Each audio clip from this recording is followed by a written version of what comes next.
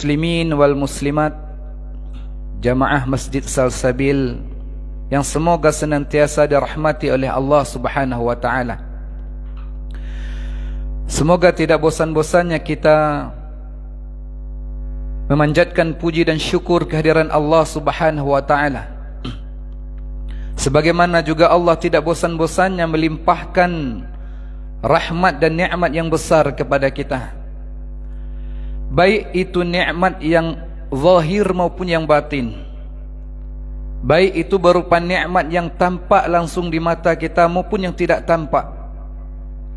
Baik nikmat yang kita minta langsung berdoa kepada Allah maupun yang tidak kita minta Allah berikan. Maka sangat patut dan pantasnya lah kita selaku hamba untuk senantiasa bersyukur kepadanya dengan memperbanyak amal ibadah dan menjauhi larangannya.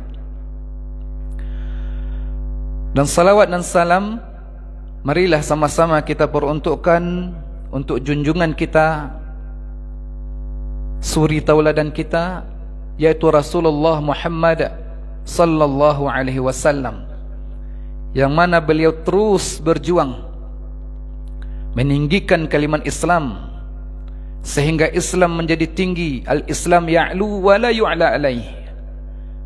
Islam itu tinggi dan tidak ada yang lebih tinggi dari Islam.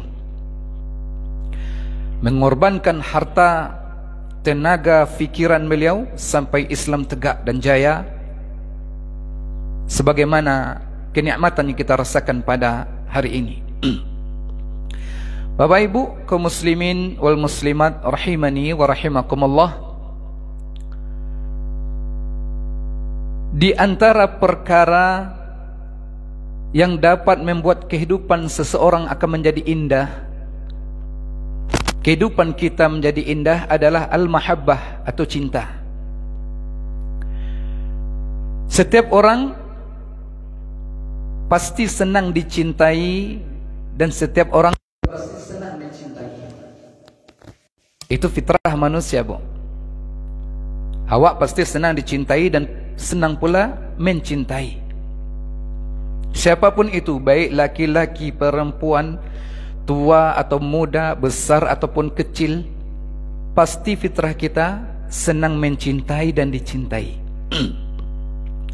Namun Bapak Ibu, apabila kita berbicara masalah cinta, tentunya tidak ada cinta yang lebih besar, tidak ada cinta yang lebih agung, tidak ada cinta yang lebih tinggi, tidak ada cinta yang lebih mulia melainkan cinta Allah kepada hambanya.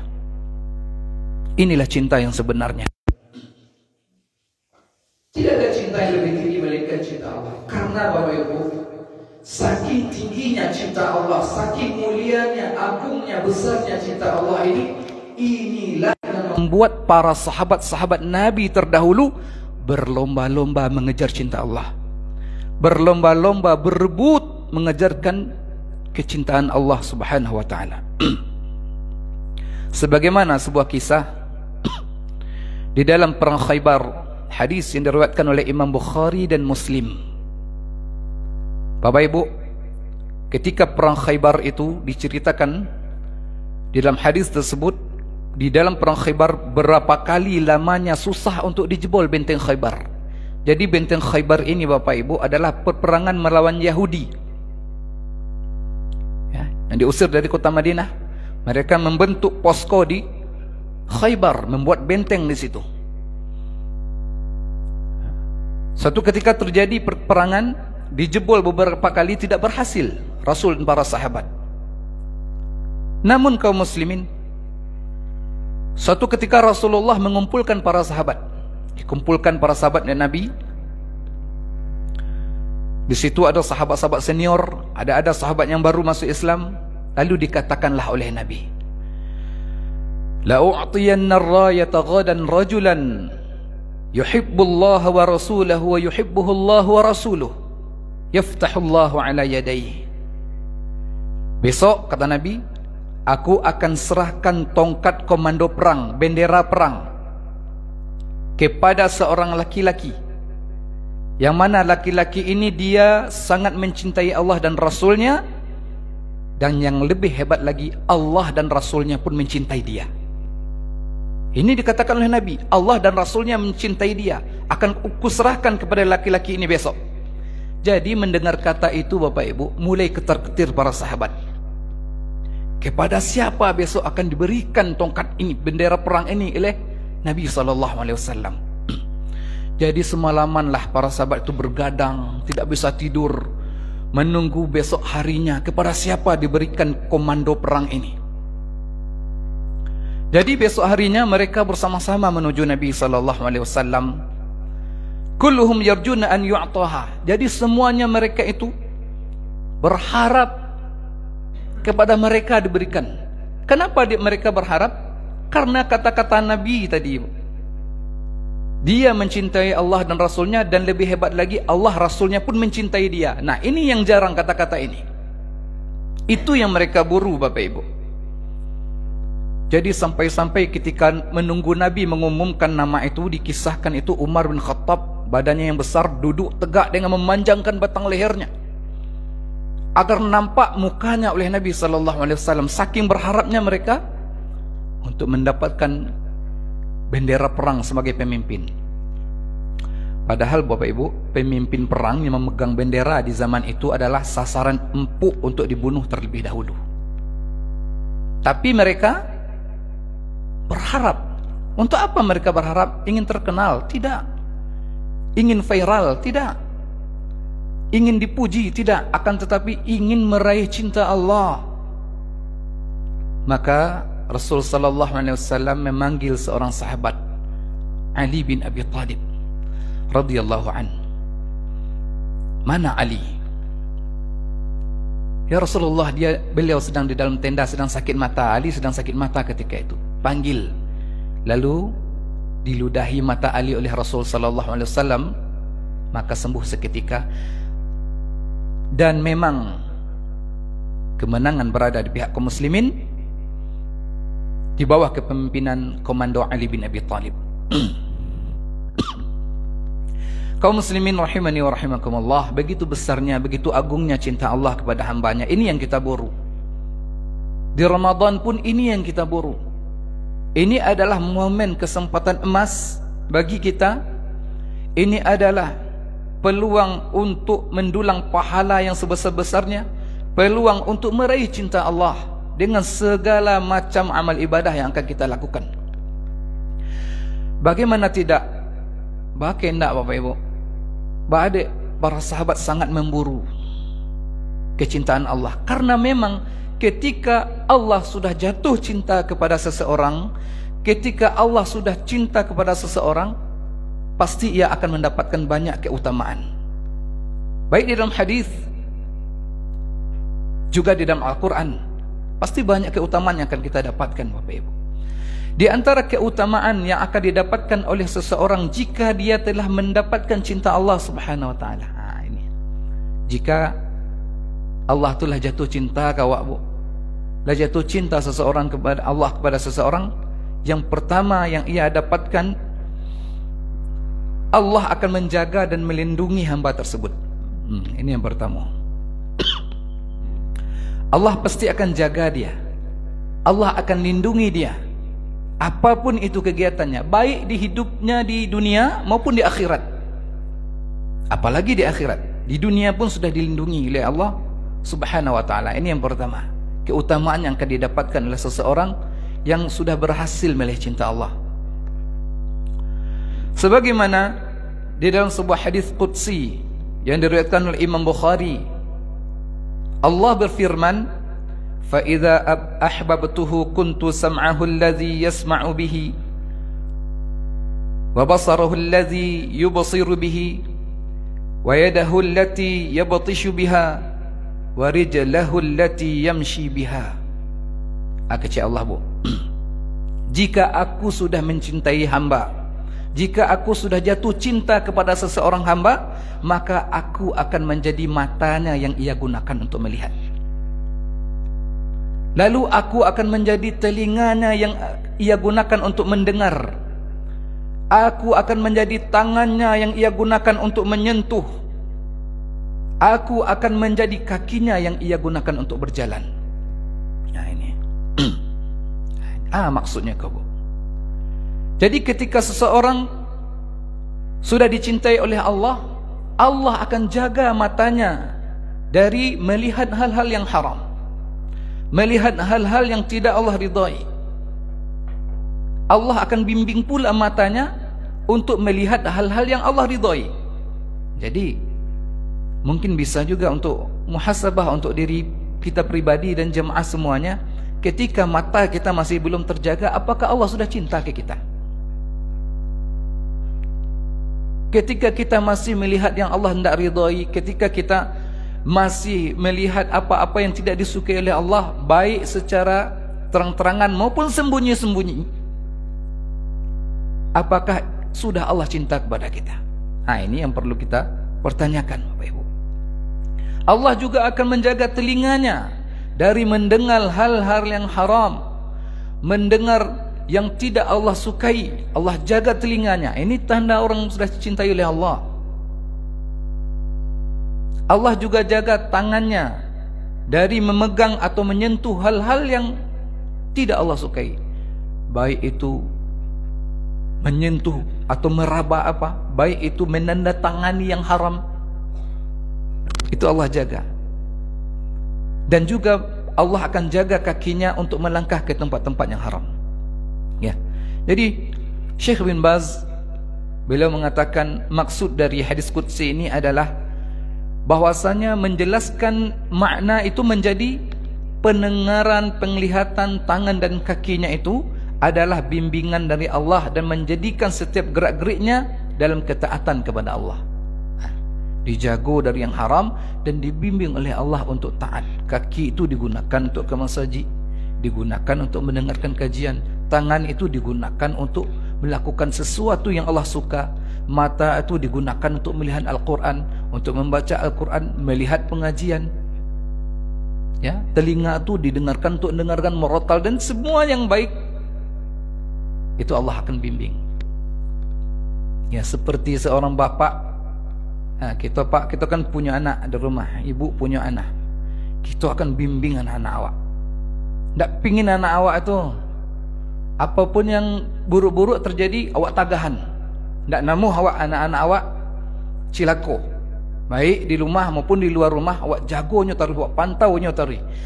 Apalagi Allah lebih dari itu.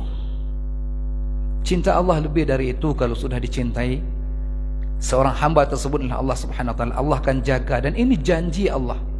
Kalau Allah telah berjanji, Bapak Ibu, itu sudah pasti, lebih pasti pula dari matahari yang terbit di pagi hari. Itu janji Allah. Nah, tergantung awak kini. Bersama-sama awak cara awak untuk meraih kecintaan Allah. Yang kedua, Bapak Ibu, jika seseorang itu telah dicintai oleh Allah, maka Allah akan berikan apapun yang ia inginkan. Apapun yang Allah ingin, yang ia inginkan, Allah akan berikan. Ini pasti, ini janji dari Allah. Terkadang apa yang kita minta itu kenapa susah juga. Bisa jadi takdir memang kita, bisa jadi memang Allah memang belum suka dengan kita. Di mana dalam hadis qudsi tersebut Allah berfirman, "Wala in sa'alani la'u'tiyannah." Apa kata Allah? Apabila dia meminta kepadaku, apapun yang ia inginkan akan aku berikan. Jika aku sudah mencintai seorang hamba, dia minta kepada Allah, akan diberikan. Yang tadi Allah akan jaga dia, yang sekarang Allah akan berikan apa yang ia inginkan. Kalau awak, Bapak Ibu, siapapun yang awak sukai, awak cintai, apapun akan awak lakukan demi untuk mendapatkannya. Di dunia saja sering kita mendengar gunung tinggi akan ku daki, lautan luas akan ku seberangi. Demi untuk mencapai yang ia inginkan. Jadi ketika Allah mencintai kita, akan lebih dari itu kecintaan yang akan diberikan oleh Allah Subhanahu wa taala. Adapun yang ketiga yang akan didapatkan oleh seorang hamba, di antaranya dari banyak keutamaan, di antaranya apabila ia meminta perlindungan kepada Allah, Allah akan lindungi dia. Bukan hanya Allah akan jaga dia, Allah akan berikan apapun yang inginkan, juga Allah akan lindungi dia dari apapun mara bahaya yang akan mengintainya. Allah akan lindungi dia. Hadis tersebut juga berlanjut, wala in ista'azani la u'izannah. Dan jika ia meminta pertolongan kepadaku, niscaya aku akan lindungi. Akan aku lindungi. Yang keempat, Bapak Ibu, ketika seseorang sudah dicintai oleh Allah, maka Allah akan meletakkan penerimaan di hati manusia untuknya. Allah akan letakkan ridha manusia mencarinya. Allah akan letakkan penerimaan di hati manusia. Walaupun awal-awalnya orang tu tidak suka je Bapak Ibu, tapi itu masalah waktu. Masalah waktu. Mungkin pertama kali seseorang berdakwah di rumahnya atau di kampungnya, mungkin ada penolakan di awal-awal. Ketika dia istiqamah, itu masalah waktu. Dia nanti akan dicintai oleh manusia tersebut. Sebagaimana kepastian yang ada di dalam sebuah hadis yang diriwayatkan oleh Imam Bukhari, ketika Nabi dari sahabat Abu Hurairah radhiyallahu anhu, apa kata Rasulullah sallallahu alaihi wasallam?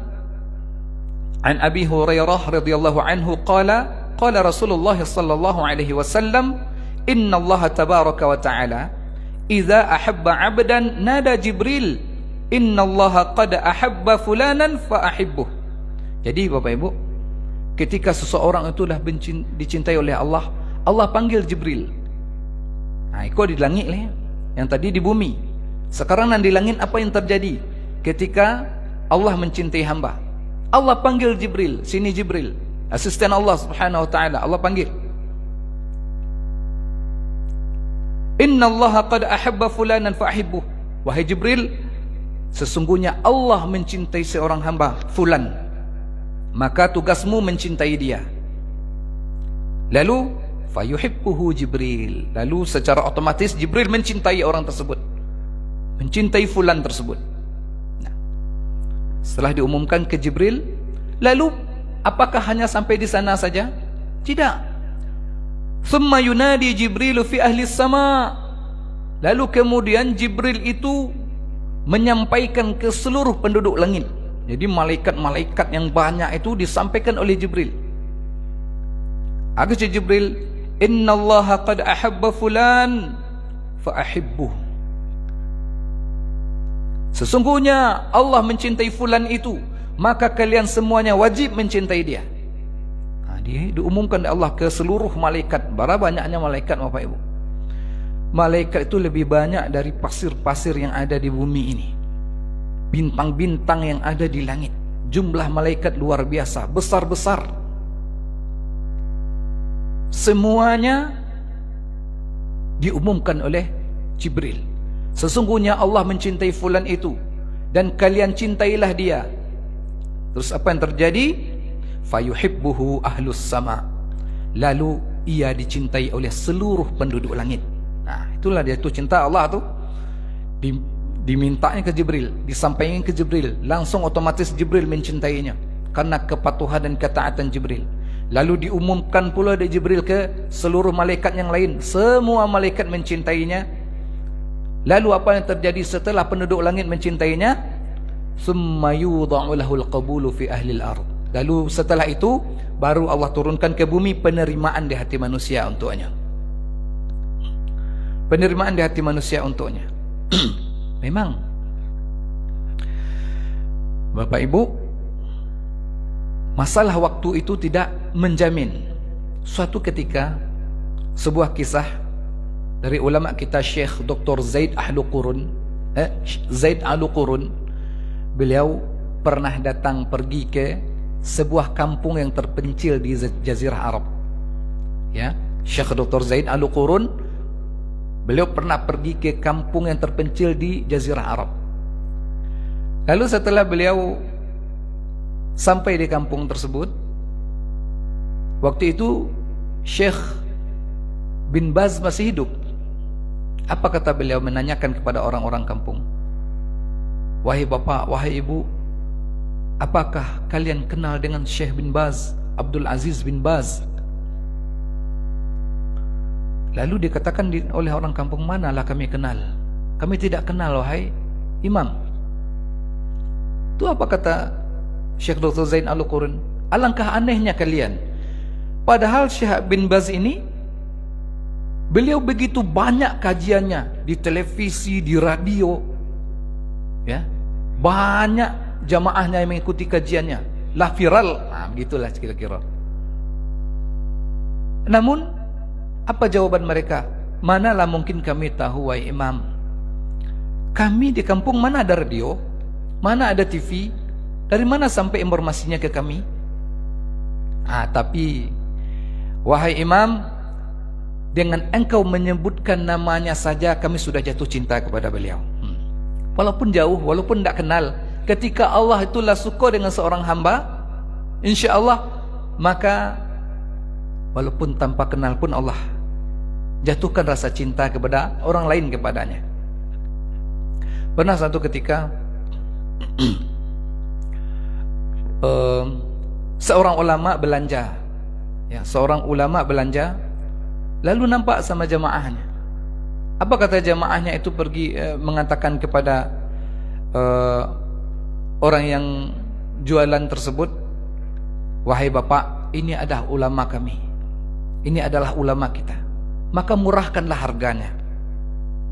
Maka disampaikan oleh Syekh itu, uskut, diam, jangan engkau mengatakan demikian. Aku dengan agama, aku dengan berdakwah itu dengan agamaku. Aku belanja ini karena dengan hartaku, bukan dengan agamaku.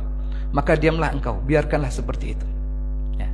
Jadi kaum muslimin, ketika keridhaan Allah sudah kita gapai, maka semua bentuk kehidupan akan Allah mudahkan. Itu diantara keutamaan yang akan didapatkan seseorang. Jadi kita lihat zaman sekarang ini kaum muslimin. Kalau dulu, ini kan cerita awak dulu ya, para sahabat, para ulama. Dulu kita cari para ulama kita, para sahabat-sahabat Nabi, berlomba-lomba di dalam meraih keridhaan Allah. Berlomba-lomba di dalam mendapatkan kecintaan Allah Subhanahu wa taala. Yang terjadi di awak kini, ya, di diri awak, di lingkungan awak, di negara awak gini, bahkan di dunia ini, yang terjadi, mereka tidak berlomba-lomba, jarang. Yang ya, bukan dikatakan jarang ya, susah untuk mencari yang seperti bagaimana para sahabat contohkan. Bahkan berlomba-lomba ingin terkenal, berlomba-lomba ingin viral, berlomba-lomba ingin dilihat orang lain. Para sahabat bukan itu tujuan mereka. Bahkan berlomba-lomba ingin mencari viewers, likers, followers, ya, demi untuk ingin dikenal orang lain. Gitu. Ini masalahnya gini. Bahkan yang ia lakukan itu yang tidak Allah ridhoi pula. Yang goyang di muka kamera, tidak pakai jilbab, ya, antara yang tidak mahram itu, Masya Allah, demi untuk mencapai viewers, likers, dianggap seolah-olah menjadi berhala saat ini. Apapun mereka lakukan, berbeda dengan zaman dulu. Para sahabat tidak butuh orang lain banyak tahu, ya. Satu ketika di perang Qadisiyah, perang Qadisiyah itu adalah perang melawan Persia yang dipimpin oleh Sa'ad bin Abi Waqqas di zaman Umar bin Khattab. Jadi kaum muslimin, setelah peperangan melawan Persia di Qadisiyah, pemimpin perang itu melapor kepada Umar, wahai Umar, wahai Amirul Mukminin, kami telah melaksanakan perang dan akhirnya menang. Lalu ditanya oleh Umar, siapa di antara kaum muslimin yang telah syahid? Siapa yang telah meninggal? Lalu dijawab, disampaikanlah nama-nama, beberapa nama. Wahai Umar, yang syahid itu ada beberapa nama ini dan ini. Selebihnya engkau tidak tahu. Engkau tidak kenal yang selebihnya. Apa kata Umar bin Khattab? Tidak ada, bagi mereka itu tidak ada ruginya. Walaupun Umar tidak kenal, akan tetapi Allah kenal dengan mereka. Jadi di zaman sahabat itu mereka tidak memburu ketenaran di dunia, akan tetapi mereka justru memburu ketenaran di akhirat kelak. Biarlah di dunia ini tidak dikenal oleh manusia, tapi ia viral di langit, dia viral di kalangan malaikat, dia viral di mata Allah subhanahu wa ta'ala dan malaikat. Jadi dalam kaum muslimin rahimani wa rahimakumullah, ini adalah momen yang terbaik di bulan Ramadan, momen terbaik untuk mencapai kecintaan Allah subhanahu wa ta'ala. Sedikit kita ingatkan untuk diri kita pribadi dan kita semuanya, mumpung ini masih di awal-awal Ramadan, kita untuk berusaha meraih keridhaan Allah, kecintaan Allah, sebagaimana tema kita tadi. Apa-apa yang dapat kita lakukan di dalam bulan Ramadan ini sudah berlangsung 10 hari awal. Ya, sudah lebih ya, Pak. 13. Lebih kurang 18 hari lagi kita di dalam bulan Ramadan. Ini adalah kesempatan emas bagi kita untuk menggapai kecintaan Allah. Yang pertama, kita bisa memperbanyak amal ibadah. Amal ibadah yang kita lakukan itu di dalam berpuasa, intinya kita tidak hanya menjaga diri dari membatalkan puasa. Ini yakin kita banyak yang tahu, berhasil menjaga diri dari yang membatalkan puasa. Contohnya tidak makan, tidak minum, tidak berhubungan suami istri di siang hari. Ya, kita yakin kita semua tahu. Akan tetapi banyak terkadang yang lupa kita, hal-hal yang membatalkan pahala puasa kita. Jangan sampai kita berpuasa tapi tidak berpahala. Ya, bagaimana kita meraih kecintaan Allah subhanahu wa ta'ala, akan tetapi kita masih melakukan hal-hal yang tidak Allah sukai di dalam bulan Ramadan. Contohnya fitnah, gibah. Ya, kita masih menggunjing sana sini. Akhirnya kita berpuasa, namun kita tidak mendapatkan pahala puasa. Apalagi gibah ya Bapak Ibu. Sedikit untuk terakhir kita tutup, bagaimana di dalam kisah para Rasulullah sallallahu alaihi wasallam ketika beliau dimi'rajkan ke langit, beliau dibawa oleh malaikat Jibril untuk melihat kondisi bagaimana di dalam neraka. Lalu dalam hadis tersebut dikatakan, aku melihat sekelompok kaum, sekelompok manusia yang mana kukunya terbuat dari tembaga. Kukunya terbuat dari tembaga yang runcing. Kerjaan kaum tersebut, dia mencakar-cakar wajahnya, mencakar-cakar dadanya. Lalu aku bertanya kepada malaikat Jibril, wahai Jibril, siapa mereka? Apa yang ia lakukan di dunia? Dia dijawab oleh malaikat Jibril, wahai Muhammad, mereka adalah manusia yang dulu hidup di dunia suka makan bangkai saudaranya. Itu di luar bulan Ramadan, apalagi ini di dalam bulan Ramadan. Dan hendaknya kita juga mengerjakan ketaatan-ketaatan, di samping menjauhi larangan Allah, kita lakukan ketaatan-ketaatan, memperbanyak amal ibadah, berpuasa, salat qiyamul lail, qiyamul Ramadan, salat tarawih, membaca Quran, ya, itu amalan-amalan prioritas bulan Ramadan, memperbanyak sedekah dan berbuat baik sesama manusia. Maka itulah keutamaan-keutamaan yang banyak yang akan kita peroleh di bulan Ramadan ini. Kalau kita bicara masalah banyaknya amal yang harus kita lakukan, bagaimana memperbanyak baca Al-Quran, tidak akan cukup waktunya untuk kita sampaikan di pagi hari ini. Mungkin Bapak Ibu kaum muslimin wal muslimat, itu saja yang dapat kita sampaikan. Mudah-mudahan momen bulan Ramadan ini kita berhasil meraih kecintaan Allah subhanahu wa ta'ala, berhasil merebut kecintaan Allah subhanahu wa ta'ala, berhasil menjadikan Allah jatuh cinta kepada kita dengan berusaha kita dengan sebaik-baiknya. Semoga Allah mudahkan dan semoga Allah terima amal ibadah kita di bulan Ramadan ini dan seterusnya, menjadi pahala yang berlipat ganda di sisi Allah subhanahu wa ta'ala. Jazakumullahu khairan. Mudah-mudahan bermanfaat untuk diri ini pribadi dan kita semuanya. Kita tutup dengan doa kafaratul majlis. Subhanakallahumma bihamdika asyhadu an la ilaha illa anta astaghfiruka wa atubu ilaik. Walhamdulillahirabbil alamin. Banyak maaf. Wassalamualaikum warahmatullahi wabarakatuh.